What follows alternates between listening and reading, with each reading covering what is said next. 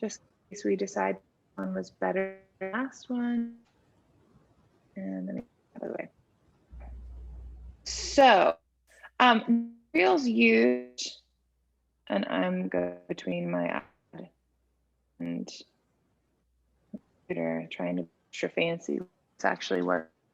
So materials used for this show you, there's a couple of ones, but there's books that are the good for variants. So this is to SAT book you see on there. It's College Board and people who just College Board, or sorry, distribute the SAT. So I use years the cap.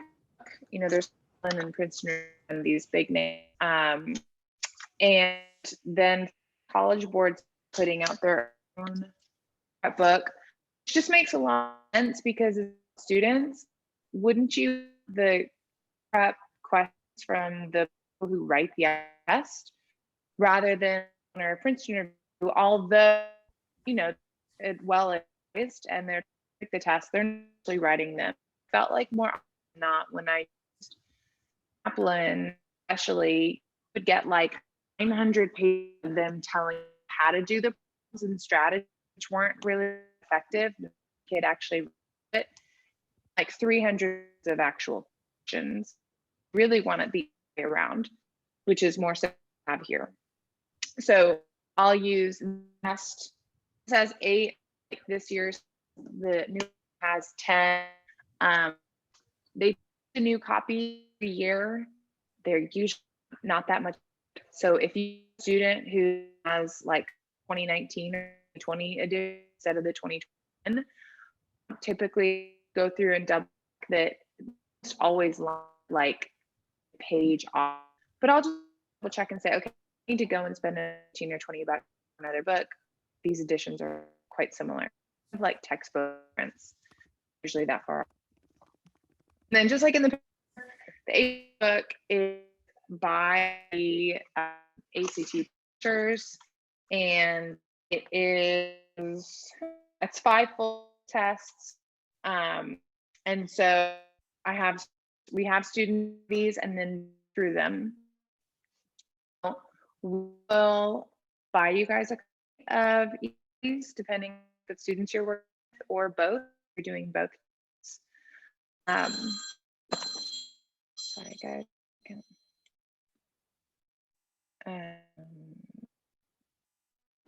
And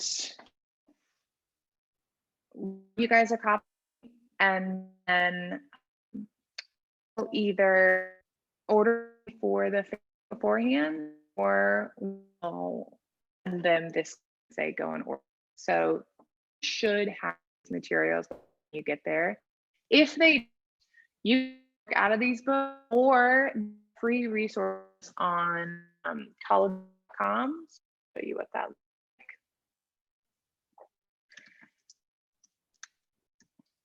Or if you just search, literally Google free ACE test, show you what that looks like. Free ACE test.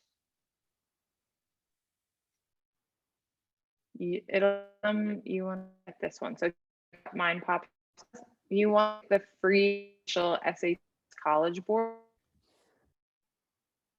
and College Board now has partnered with Economy, and they made up at 6 or 8 tests available for me. Saying my connection is stable, unstable, might start a little cutting bit. in and out, cutting in and out. Your voice, is cutting in and out a little for me. It's happening for me too. I thought it was my connection maybe, but it might be okay, I think too much stuff going on. So let's do this. This device off. I don't think it's all the things. So we didn't have you on Sunday. So it's definitely.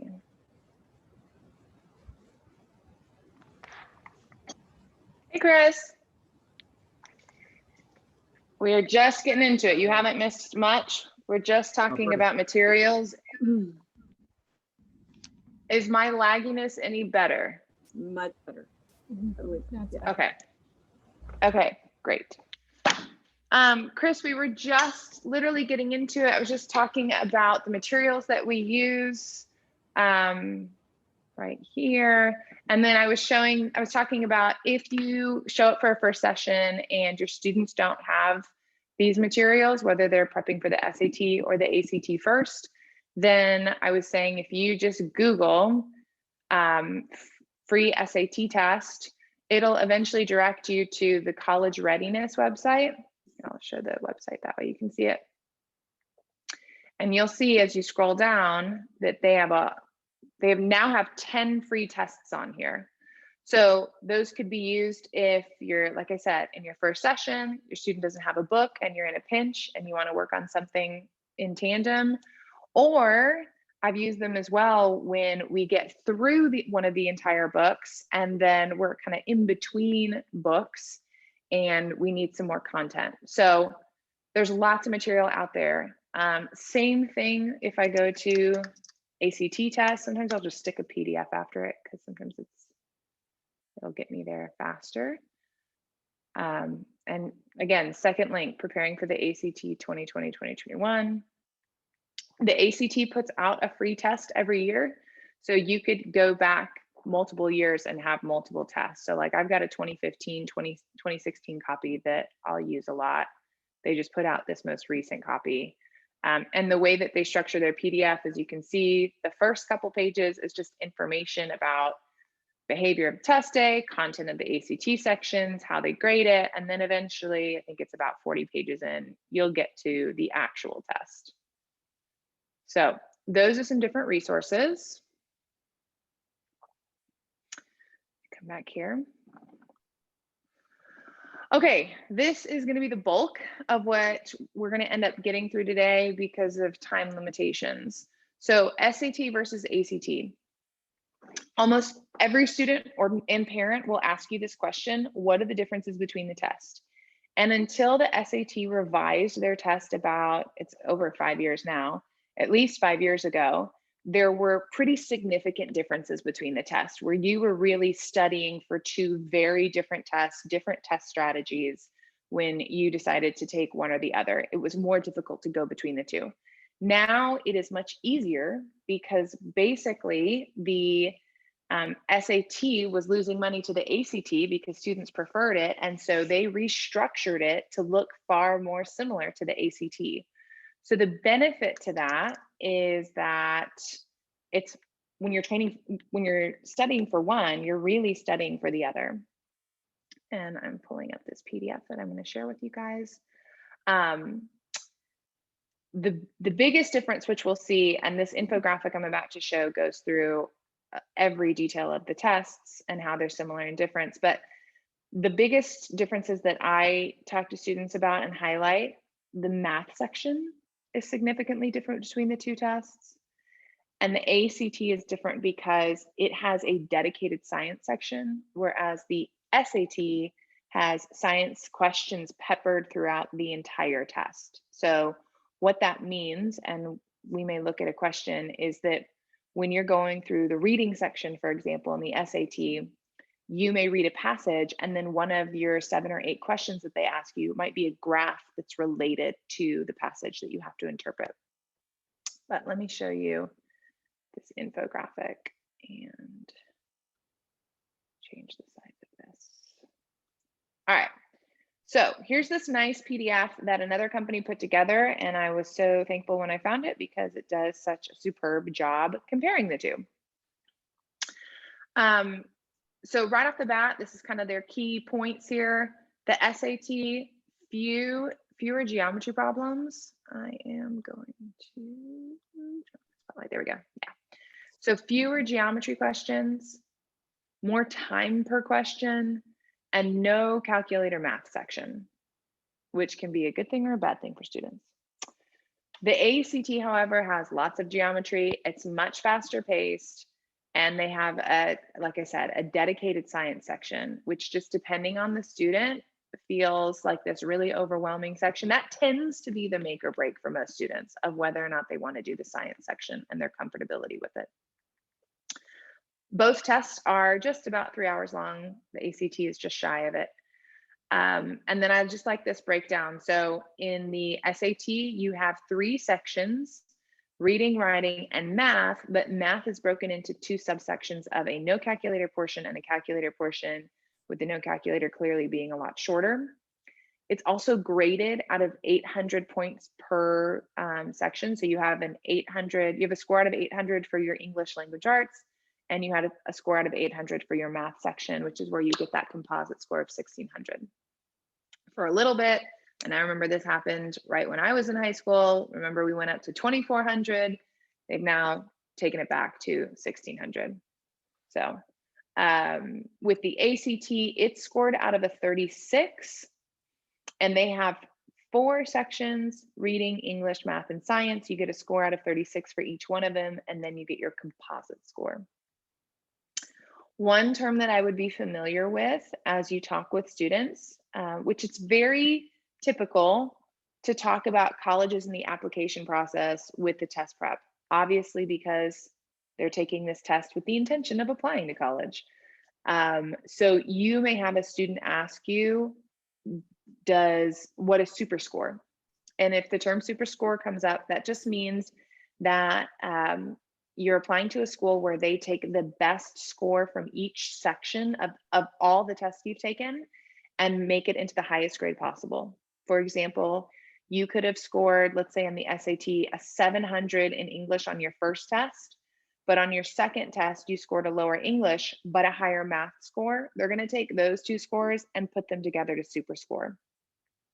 TCU is a school that a lot of our students apply to that commonly super scores. So that's just an example of what that would mean and how it affects your test scores. Another pointer, and we're going to eventually get into changes in the SAT, but one thing that I forgot to put in for the ACT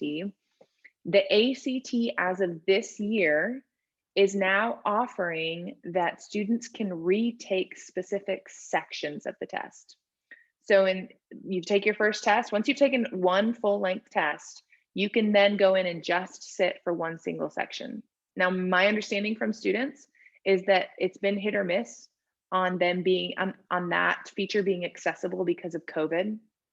And it's really just been such a hot mess in terms of testing.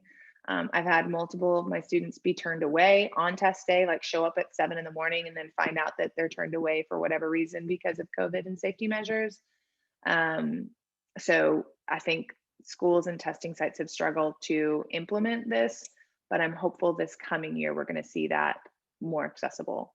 But it's a great new feature, and I'm really glad they did it. I would presume that the SAT is probably going to follow suit here soon and offer it as well.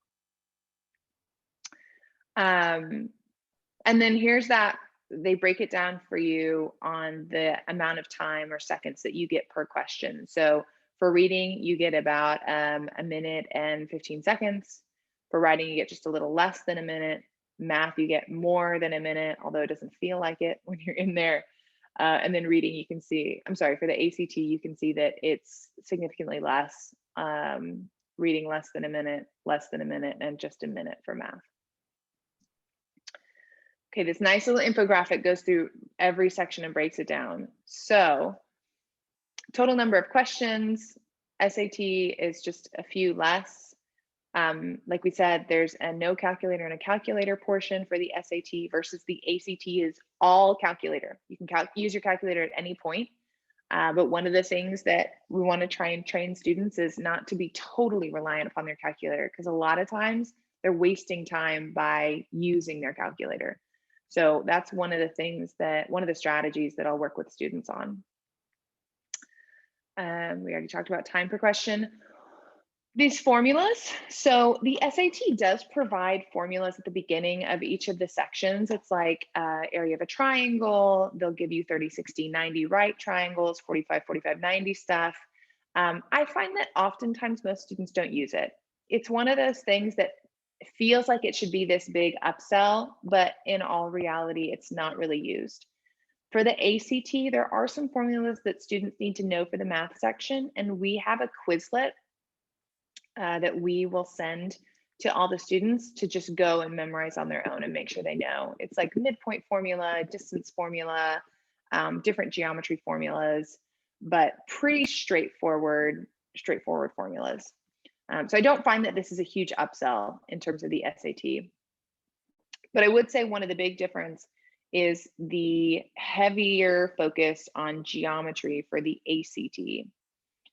So that, again, depending on the student, if they really struggled with geometry or they're really not a spatial person, that might be something that's important to consider. Also, I find that the SAT, and it doesn't necessarily say it on here, I find, in my opinion, that the the ACT math involves more trigonometry than the SAT.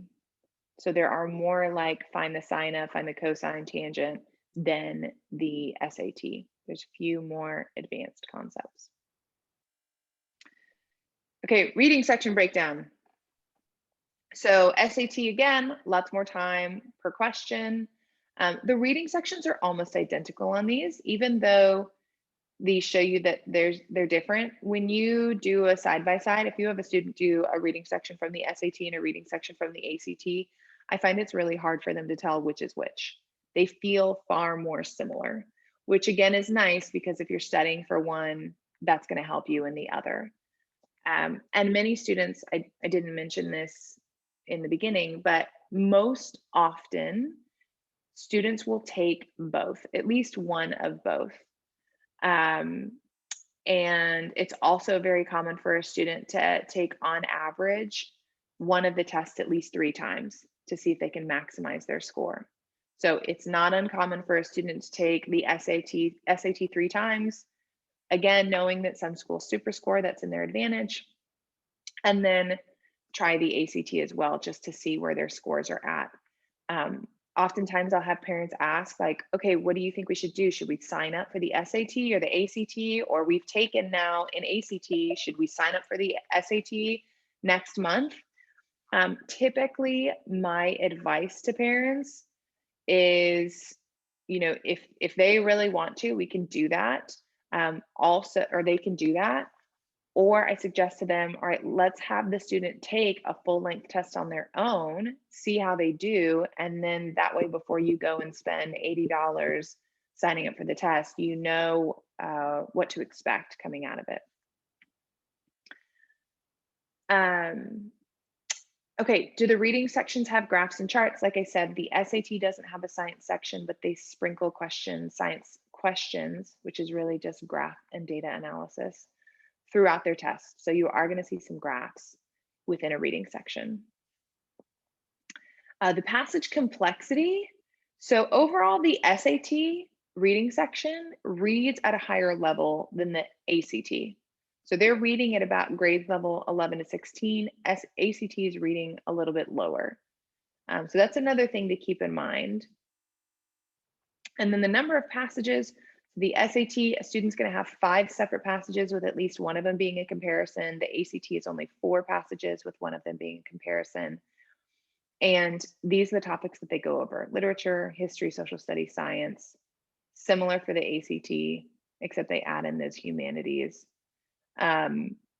This is a test strategy that I will use with a lot of students, is to have them start recognizing which of these topics is the passage covering. And so that way, as they get much better in reading, they can predict, okay, I tend to be really strong at the social science passages, or I tend to be really strong at the narrative and prose sections.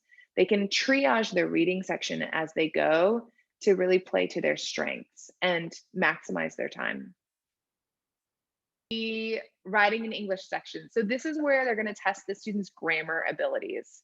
And you'll see, I'm going to bring up a test example here in a bit, but it's really easy to see when you're doing a writing section because the test is very clearly delineated.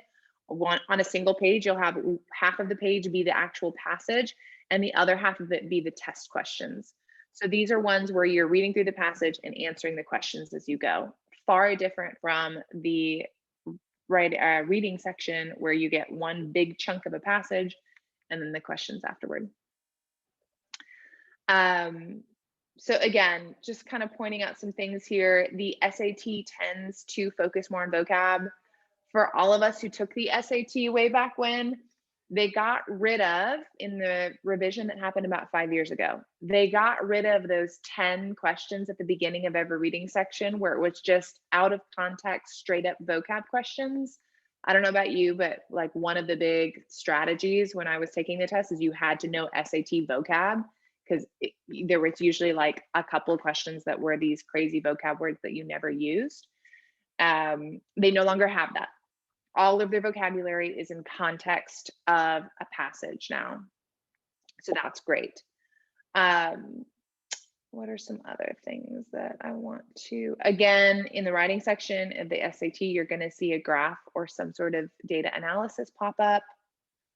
And the grammar versus rhetorical skills, they're pretty balanced. I mean, they're pretty close. There's a little bit more grammar in the ACT, but again, you won't really feel it. It's so minor. So we'll look at maybe some questions, but it's like knowing, should I use a period, a comma, or a semicolon here? Should I, what's the correct homonym? Knowing why to use a colon versus a semicolon, questions like that. Knowing when do I need to have a comma splice? So a lot of those grammar skills that may be surprising, maybe not. A good portion of students are quite poor in. So I have to do a lot of, I feel like, reteaching of commas, and especially colons. And then lastly, there would be another page on essay differences, which they do have different structure, but the SAT just released as of a week or 2 weeks ago that starting June of this year, they are dropping and completely removing the essay section. Again, I anticipate the ACT is probably going to follow suit here. But basically, over the last couple of years, almost every college and university has made the essay portion optional. They typically will want you to take it at least once, but they're not really using it in weighing you as an applicant. So I think they just removed that because they realized that it was futile. Also, my intuition tells me that both tests, both College Board and the ACT, have lost a significant amount of money this year, just because of COVID, and now universities being test optional and students not necessarily having to take the test, that they're trying to find any way they possibly can to get butts back in the chairs so that they can earn some more money. So they got rid of the essay section, and then they also dropped the SAT subject tests, and that is immediate.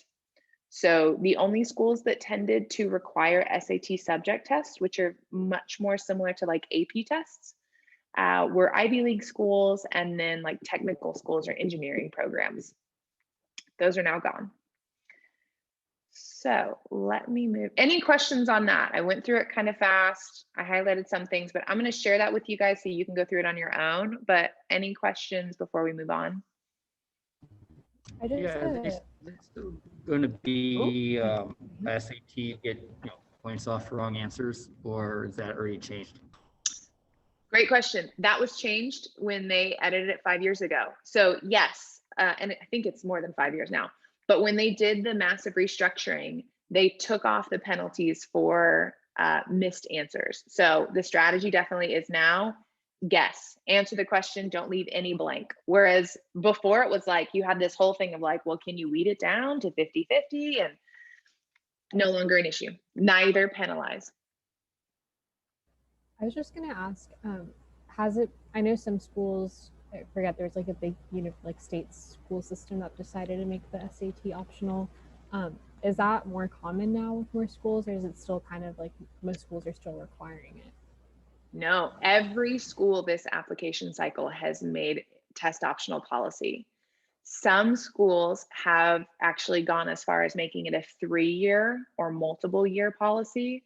I'm starting to see universities make statements about this coming application cycle, since it's going to affect juniors right now who would commonly take it. So another now often asked question is, should I even take the test? For almost every student, my policy is at least take one of them, just in case there's some school that you apply to that decides this next application cycle, they're going to require it, so that you have it. The worst situation would be is if you go to apply this fall and you haven't taken a test and you realize you need to, and now you're like scrambling to get it together. So I would say at least take one. In our, and I'll share this as we get the final results in from the college advising students I worked with this cycle. I had some not submit their test. I had some submit their tests. So far, it hasn't changed the stats in terms of who got in where. So there has not been any major improvement or difference in any way, negative or positive, in submitting your test or not. I think for those students who are scoring higher, I think it's in their benefit. If they're not meeting certain percents or certain scores, then I often told them, don't send it in. Let's just make sure your application essay and your full application package is really strong. And schools are starting to release as well, and I think we're going to see this soon, how many of their applicants released their tests. So I don't have that information yet, but that's definitely something we're going to want to share with you guys as well as with families, because that has been a big question this application cycle of like, do we submit? Do we take it? Do we retest? But yes, to answer your main question, all schools went test optional. I'm going to suspect that the majority of schools are going to be test optional for this coming cycle, because it really has been a fiasco for most students in terms of being able to sit for the test. So we'll see. Okay, so moving on. Oh, it's not going to let me highlight and annotate at the same time. Okay, there we go. Okay, I already told you about the SAT updates, but again, no subject test, no essay section. So that's great. And ACT, what I didn't put on here is, like I said, you can now retake just a section, which is lovely, except that I've heard that it's not being implemented, or they're just not offering it because they have too many other balls in the air to manage with COVID. Okay, moving into the actual first meeting, which really just tends to be the expectation setter. So before the first meeting, and this is, like you guys know, with any first meeting in whether it's tutoring or test prep, just making sure that you're introducing yourself to the parent. One of the big differences is asking to see if they have their PSAT results. So whether you're working with a sophomore, which really we don't work with many sophomores, I typically will tell them to wait till the summer, right after they finish their sophomore year to start, unless the parent really just says they're behind or there's some other extenuating circumstance. But any junior that you work with will have at least one, if not two, PSAT scores. The PSAT, as you guys know, is basically like your pre-SAT. So it's a shorter, more compact SAT, and it's typically a great indicator of where their strengths and weaknesses are. And I was going to say something on that and just lost my thought. It'll come back to me at some point. But I would ask the parent if they would share that with you. We also, Julie asks when she is chatting with the parent, but for whatever reason, if it didn't trickle down to you guys, that's another thing that I would just ask of them, or to have it ready for when you go into the session. That way you can review it with the student. And then just make sure that they've got the materials they needed, the book, whatever test you're starting with, the SAT or the ACT. And just letting them know kind of what to expect of the first meeting, which we're going to go through that in the next slide. And students' time requirement. So having the conversation with the parent as well with the child that just showing up for the sessions with you is not going to be enough. I have had, unfortunately, a handful of situations where parents or students will be like, well, I didn't get the 100-point increase that I thought I was going to get. And I'm like, well, an hour or 2 hours a week is not going to get you there with me. Like, it's just not enough time. So being really upfront about saying you've got to do the work outside of the session to make this time even worth it. If you don't have the time to set aside on your own, don't waste your money on me. And just being really open and upfront with them. Okay, First meeting. Again, state the obvious, introduce yourself. But usually, again, kind of folding into that social emotional aspect that we really like to encourage, of just spending some time talking about the students' fears and concerns. Most students have pretty strong feelings either for or against. You know, maybe it's a particular section, maybe they have PTSD about, you know, reading passages and critical reading or science or math, whatever it is, but getting an idea from them of where are they social emotionally, and what are they thinking about in terms of what schools they may want to apply to. And so that's automatically going to trigger, okay, if I want to apply to UT, for example, they're really competitive and I need to be getting at least a 600 in order to really make my chances high and strong and be a strong applicant. One of the other things that I would spend time working on, or at least familiarizing them with, is the 2 websites that they need to log in and create a profile for. So my.act.com and collegeboard.org. On both of these, it takes at least, depending on the student, 30 to 45 minutes to create a student profile.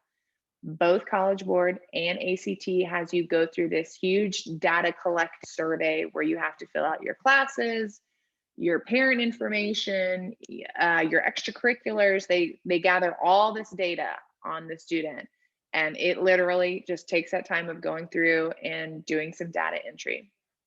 So I would just have a conversation with the parent that may be good to actually have in the phone call before you guys meet, of just saying, hey, would you like me to sit with them and make sure that that gets done? Or do you guys feel good doing that on your own? It just totally depends on the parent-child relationship. But just so that you guys know, that needs to be done. And that's the way that they sign up for their test as well. Oops, let me go there. And then I typically will record the login and the password for the student, because more often than not, the student forgets and then they can't log in, and then it kind of becomes a hassle, as I'm sure you guys all well know. If there's pushback on that, if the parent doesn't want you to know it, whatever, I mean, that's okay. Don't force it. But I've never had a parent or a student be like, no, I'm not giving this to you. And then I would spend the rest of the session really talking through the differences, like what we did. You don't necessarily have to go into the weeds in terms of like, you get 75 seconds per question in the reading section, but at least just walking through the big differences. So like I said, I'll usually point out the fact that the SAT has a math section that's divided into a calculator and non-calculator. The ACT has a science section, whereas the SAT has science questions throughout. So those are the 2 big differences, because like I said, more often than not, the student's going to end up taking both tests, or they're going to ask you, which one do you think I should take? And then discussing expectations for the next 3 to 6 months. So that comes back to making sure that they're studying and putting in the time outside of the sessions to be able to really see the results that they want. And more than likely, they're going to end up taking it, you know, more than once.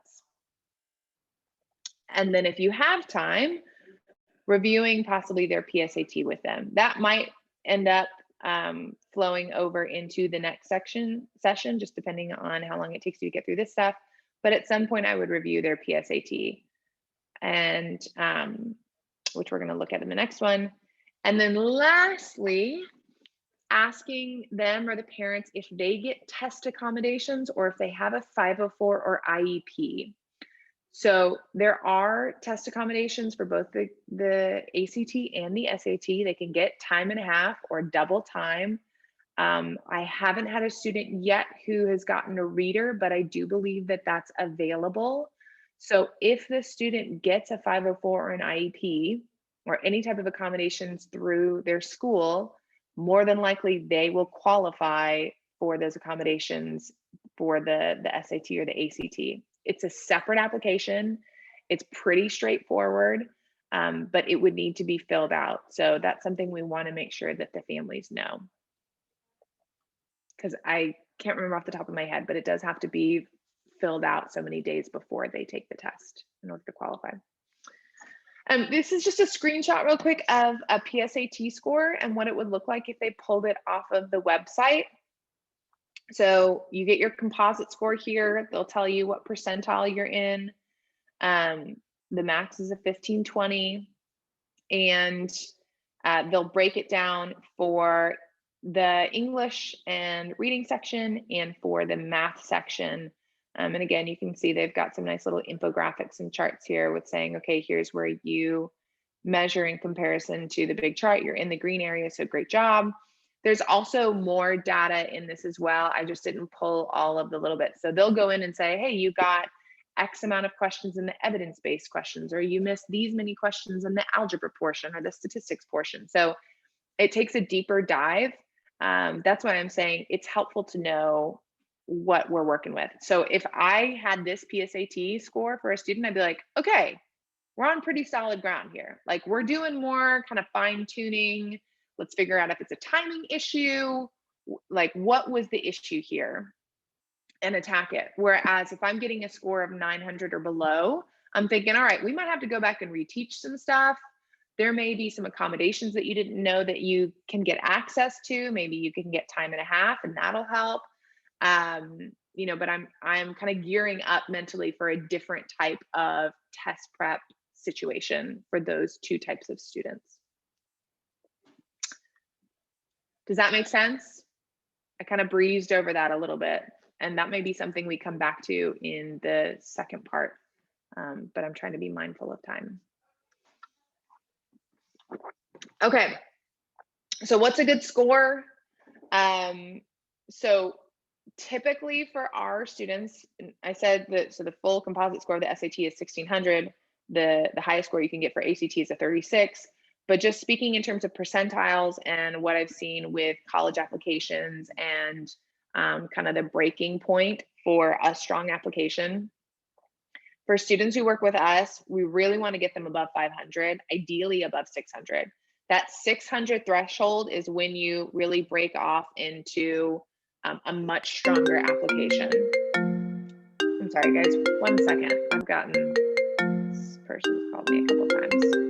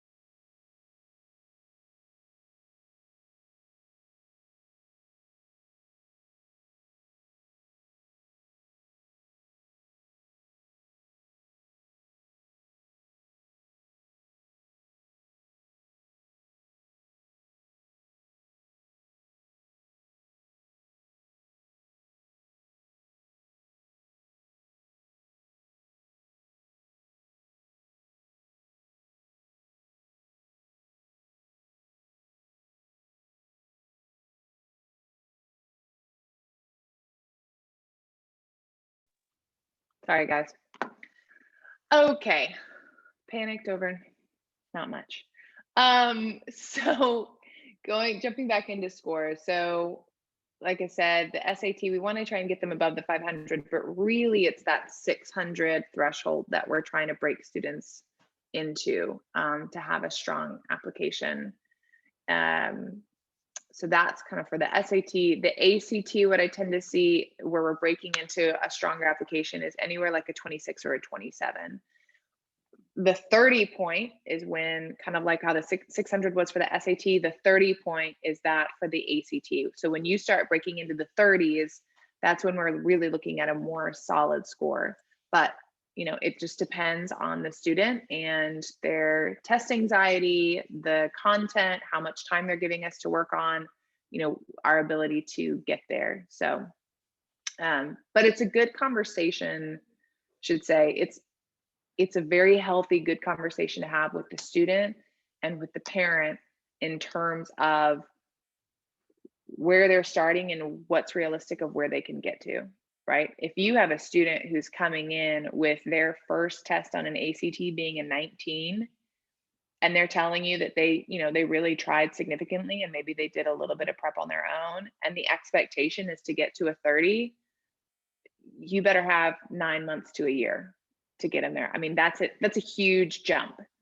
So, like with all things, I think it's good to just have a heart to heart, like, what are our realistic expectations here of score improvements, which also comes back to that point of how much time is the student willing to put in. Any questions here? Thoughts, concerns? Have you guys heard differently? Nope, all good. All right. Okay, and this is just a reference point. So I pulled this from UT's, I think this is 2019. Yeah, 2018, 2019 admission cycle. So this is when they were still required. And what UT was pulling is that for their ACT, their 20th percentile of accepted students or admitted students were getting a 25, to their 75th percentile, we're getting a 35. So like their minimum, if you wanted to read it this way, was a 25, 26, 27. So a composite score of a 26. And they were getting high 30s as well. So that's where I come up with that kind of 25, 26 point, with a 30 being a really nice break into those stronger numbers.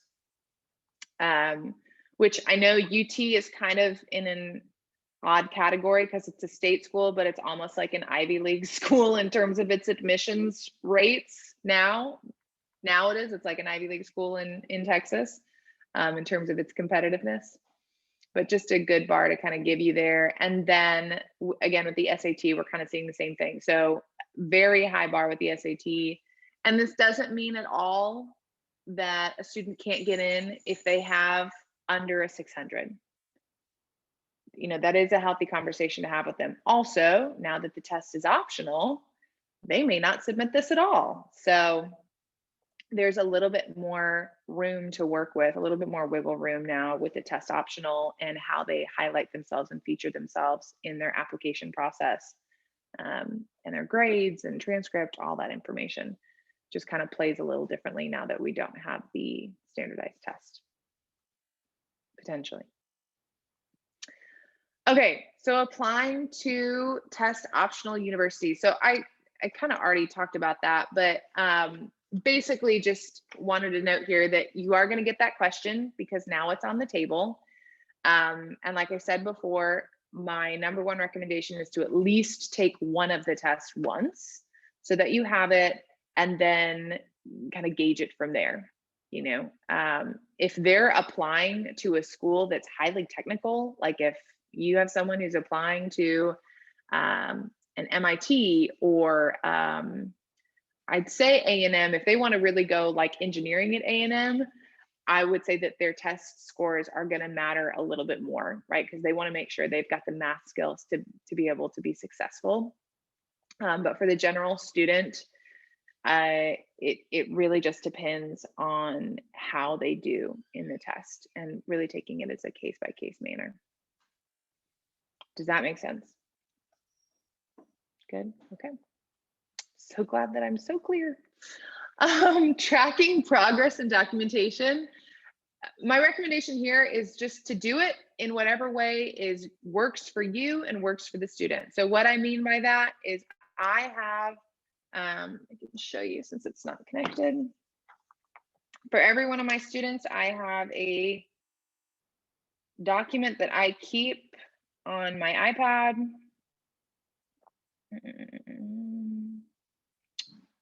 Morgan's a great example, and I'm sorry, I know it's going to come up kind of weird here. But I track every session. So where there's a highlight, that's where it's homework that I assign them. But I make a note, kind of like a physician. I make a case file for every session we have. And I'll say, we reviewed this, we went over these sections, and this is the homework that I assigned to them. One, if they forget what the homework is, I have some way to go back and say, here's what we talked about. Two, I can track kind of what have we been spending our time on. Typically, the way that I structure my sessions, we end up honing in on one, like we'll do just reading in one thing, and then I'll give them some reading with maybe some math and some science homework. but I tend to, in an hour session, only be able to get through one particular content area. But I do want to track that. So as of right now, we don't have any type of official tracking system for Beyond. You don't have to log it anywhere, just for you personally to have a record, or if the parents ever wanted to know, hey, what have you guys been doing? You know, what is the work that they've been cranking out? You've got something to note. And then, oh man, guys, we actually went through this way faster than the last group. So happy Friday to all of us. Completing the certification. So a few changes to the way we did it last year to this year. So next steps from here, I am going to have you guys, and I'll send out an email to everybody now that everybody that was interested has gone through this first training. I'm going to ask you guys to all complete one full section of the SAT or the ACT for each subject you'd like to teach. So I didn't ask this from the beginning, but I should have. Can you guys let me know, and I'll call out names so not everybody's talking over each other, what sections, English and reading or math, or maybe all, that you were thinking about teaching? Mariana, you are first on the row. So what were you thinking that you wanted to teach? Probably English. And it may writing. change. This doesn't lock you in. I'm sorry. Probably I'd like to take it first and just be sure how comfortable I am with math, but I think Yeah. for sure English and writing. Cool. Okay. Liz, how about yourself? Yeah, the same, the English and writing. Great. And Chris, I presume you're going to do some math. Yeah, just math. Just math? Okay, cool. Better That's with good. We got numbers and words. good. Got to have a balance. The last group was a lot of English and writing, so we need to recruit a few more math or a few more people who can do all of them. Perfect. So yeah, I'll send you guys sections and then we'll score it and see how we go. And also you guys give me your feedback as far as like, whoa, okay, I really need to re-up on these particular type of test questions, or okay, I felt totally comfortable doing that. And go from there. And then, like I said, we'll order you a book. I don't think I mentioned this. We'll just deduct the cost from the next paycheck. The book will be yours for eternity. Unless you decide you don't want to do it and you haven't written in it and we can return it, then obviously we're not going to make you pay for that. And then the thing that I needed to update here is we'll do that second training. On that one, we'll have a live option, but I'm also going to record it because I just don't have the ability to do a ton of, my schedule is crazy right now. So I think for everybody's flexibility, we'll have it recorded so that if you can't make the live session, we'll send you the link. You can watch it on your own time and go through the various strategies. And like I said, I'm going to have, I think 2 of our mentors sit in on that. So it'll be more of a panel discussion than me monologuing, which I just did a lot of. So, oh, the one thing that we didn't do, this is why we wrapped up so quickly. We didn't actually look at a test. So let me bring up an actual test. What a thought. Okay, I already had this ACT open, so we will use this. And I don't think this is the full length. There we go. Let me just move this so it's the full page, guys, sorry. All right, so I know right off the bat that this is an English section, i.e. the grammar type questions, because I have on the left my passage and on the right my questions. The nice thing about this section is this is one where you read and answer as you go through. You don't read the whole passage and then answer the questions. And you can see, let me get my little annotate tool back on. You can see that they number these throughout, right? So I know this 1 is going to correspond to this question 1. This 2, same thing, corresponds to question 2. And you'll notice the 1 right off the bat, this is a vocab question. So should I use intricately here, or impressively, terrifically, or superbly? They could have sentence, total phrase changes, and just knowing why would I choose this? How do I think this through? Which really oftentimes comes down to, is the punctuation correct? Is it the most concise option? These are the things that they want to be thinking about. Yes, this is my grammar section. And let me do this, guys. Let me do a little side-by-side comparison.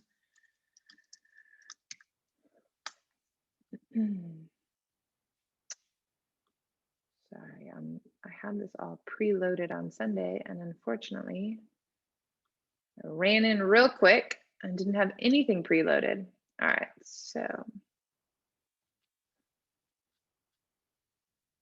not that it's a huge difference, but with the SAT and the ACT starts out with what they call their writing section or the grammar portion. The SAT, it is the second section, which you can see every header will have the number of the section that you're on. So it's really easy to tell. So just like the ACT, it's divided where the left margin is the passage, the right margin is the question. And their questions, they've got the nice big black or dark gray box. So it's even visually more easy to see, or easier to see, okay, this is question 1. Let me jump right into it. But very similar questions. You can see like question 4, this is one where, all right, do I know how to use a comma or do I use a colon? What makes most sense? Since we're on the SAT, why don't we just jump on back up?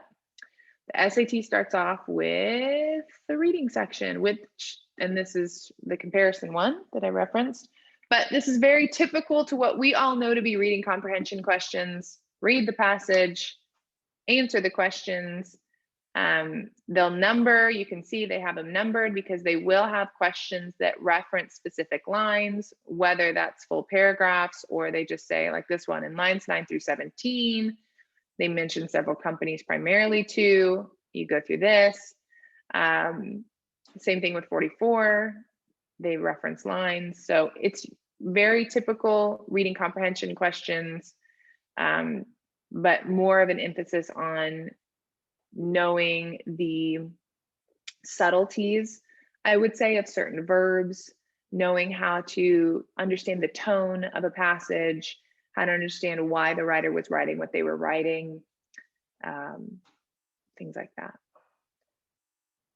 And the ACT reading section is the same. So you're just going to have to trust me on that rather than me going back and forth on that one. But let me get to the math section. Sorry, guys. I hope nobody's getting too sick watching me scroll. Okay, math section. So I know right off the bat, this is a no calculator one because there's a big calculator with a fat X through it. Here are the equations. So they're always on the first page of the section. They will show up again on the next math section, which is section 4. When you get to use your calculator, they'll be there again. Very few students I find use these. So it's nice, but it doesn't really do anything. The other thing to point out with the SAT in the math section, which I did not point out on the infographic, is that the SAT has free response questions in both math sections. So it's always at the end of the section.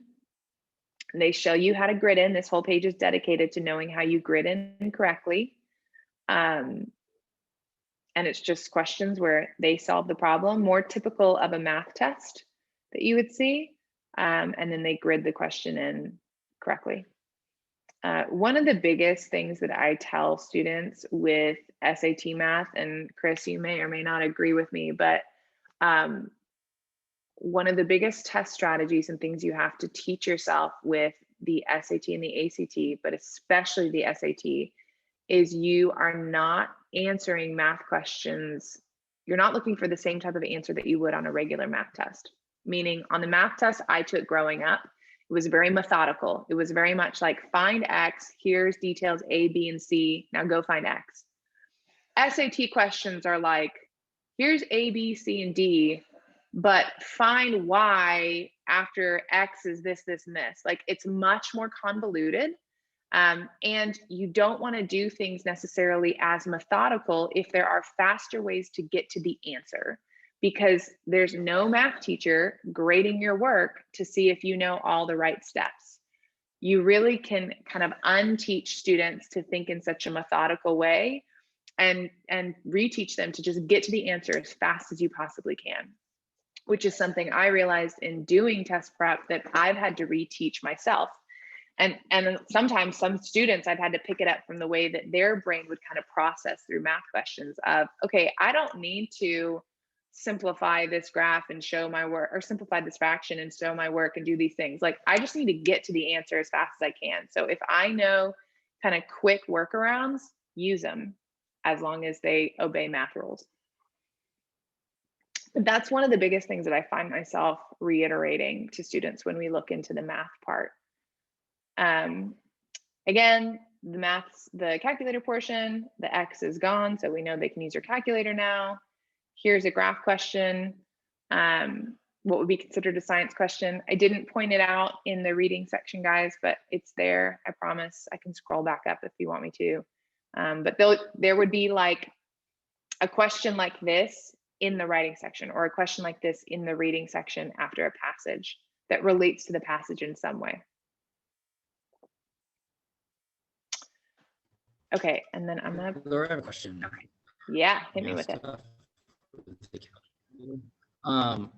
What type of calculators are they approved of, or are these student calculators, like they're bringing them from home and then someone's going to erase the memory and everything? Because I know some stuff you have to have it in press to test mode, which then you'll eliminate you having to just enter in an equation and then it gives you the answer of what X is, no matter how many steps. But press to test mode, eliminates that. And also, or do they need to have a lower functioning calculator where that isn't there? I don't know what the parameters are for that. Oops, sorry, I didn't mean to stop share. Yes, great question. So they can use a TI calculator. They don't have to bring in just your more basic one. They don't need a TI calculator if they don't have one. They're not going to do any really intensive graphing functions. The proctor should clear out their memory beforehand, because yes, I'm similar to you. I remember having some certain functions that you could use in just, whether it was a quadratic equation or things like that, that would let you do it really quickly. There are few questions that you would need that type of intensive code on there, maybe with the exception of like, I guess if a student really wanted to, they could go and take those like Quizlet formulas and put them all in there. But they should clear their memory before they take the test. So that, like, the proctor should force them to clear their memory before they take the test. Whether or not the proctor remembers to do that is on them. But I have never, I should say, I haven't ever heard of a situation coming up where someone abused that or used that to their advantage, at least with our students. I'm sure it's happened before, or maybe they just don't want to tell me. But that's what to expect. So they can use a TI. They don't need to use a TI.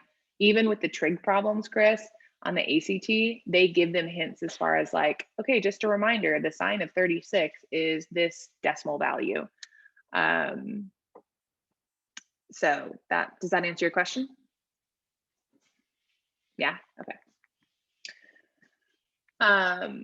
Here is the science section on the ACT.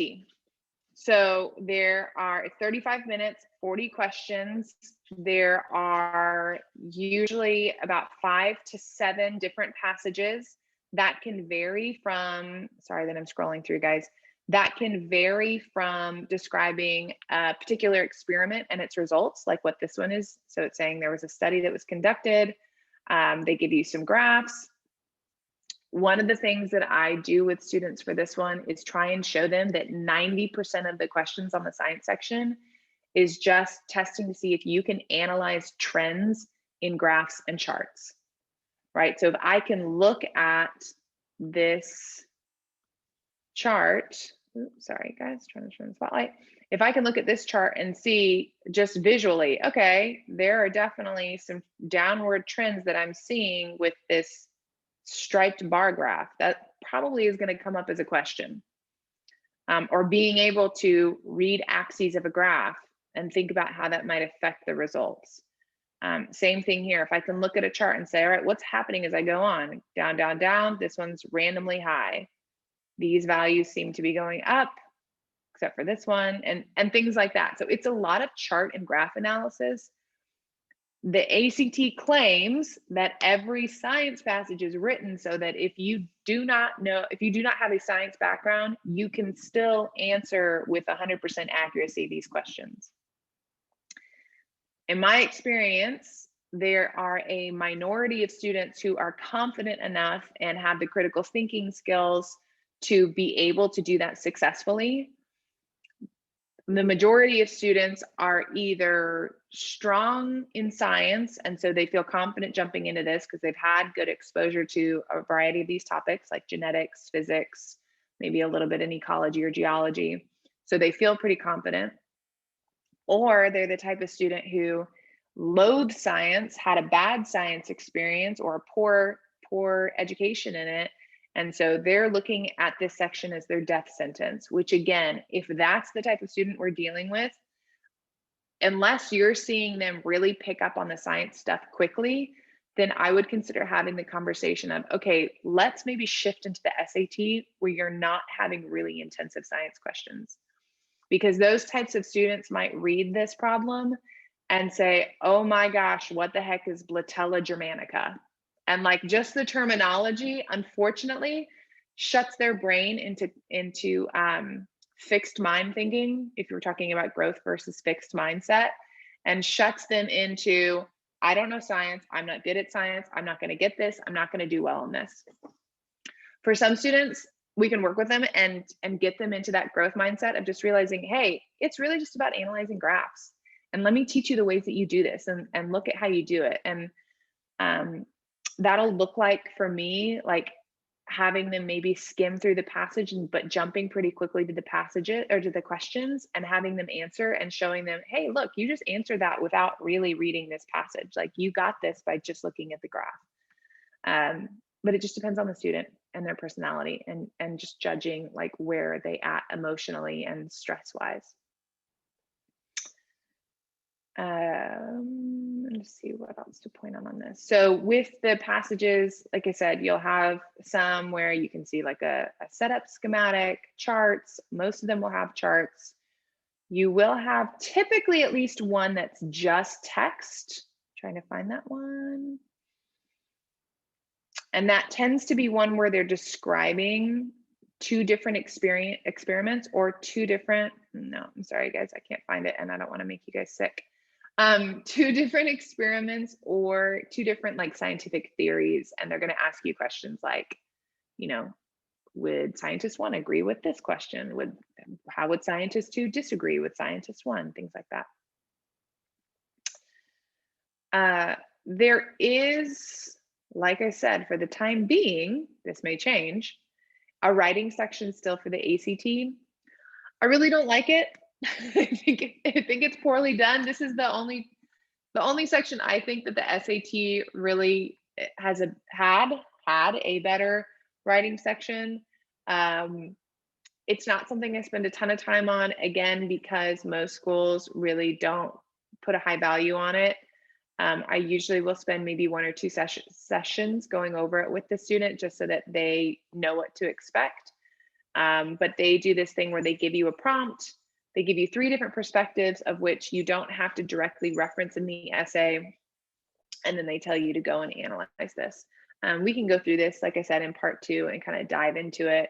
Typically the strategy there is I will go through a past essay prompt, and then the ACT organization posts graded essays. And so I'll just walk through those graded essays and say, okay, look, here's a perfect score. Look at how they analyze this, look at what they included and didn't include, and then maybe go through a lesser score to show like, look at the difference between this. What did they talk about? What did they not talk about? So, all right.